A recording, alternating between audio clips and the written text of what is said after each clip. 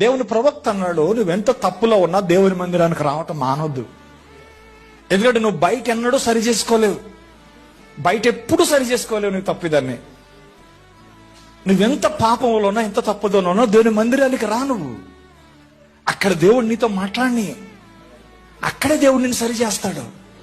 దేవునికి స్తోత్రం కలుగును గాక. కొంతమంది నేను ఈ తప్పు చేశాను రాలేను, నేను ఆ తప్పులో ఉన్నాను రాలేను, ఈ తప్పులో ఉన్నాను రాలేనంటే, నువ్వు రాలేనంటున్నావంటే అది లోపల ఉన్న దెయ్యమది. దెయ్యం నిన్ను దేవుని మందిరానికి రానివ్వదు. అక్కడికి వస్తే వాడు విననివ్వడు నిన్ను, అక్కడ కూర్చొనివ్వడు నిన్ను. వాడు నీలో ఉన్నంత కాలం నీకు చీమల జెర్రులు పాకినట్టుగా ఉంటుంది, కింద మంట పెట్టినట్టుగా ఉంటుంది నీకు అక్కడ.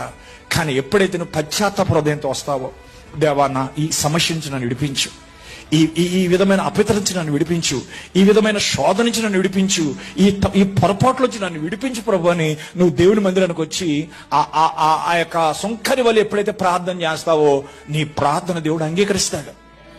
నా ప్రార్థన దేవుడు అంగీకరిస్తాడు. హల్లెలూయా.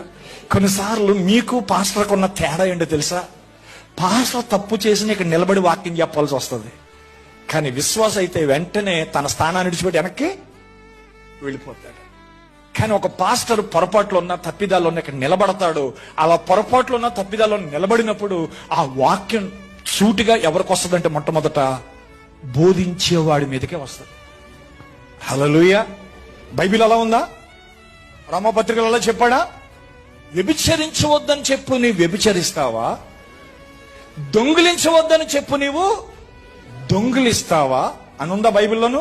రామపత్రిక 1వ అధ్యాయంలో 2వ అధ్యాయంలో ఉందా మాటలు? విన్నారండి? చూసారా? ఎదుటివానికి బోధించి నీకు నువ్వు బోధించుకోవా?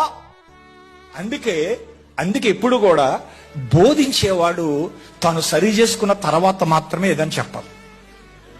ఒక వ్యక్తి తప్పిదములో ఉండి మరొకరిని సరి చేయడానికి ప్రయత్నం చేయొద్దు. ఆమె చెప్పండి. ఒక తప్పిదములను ఉండి ఇంకొకరిని సరి చేయడానికి ప్రయత్నం చేయొద్దు. అలాగని నేను తప్పులో ఉన్నాను కాబట్టి ఇంక నేను ఎవరిని అంటాను సరిపోనని నీ తప్పును సమర్థించుకోకు. నీ తప్పును ఒప్పుకో, దాన్ని విడిచిపెట్టు. అప్పుడు ఎదుటి వారి కంట్లో ఉన్నటువంటి దూలము లేకపోతే నలుసు నీకు తేటగా కనబడుతుంది. హల్లెలూయా.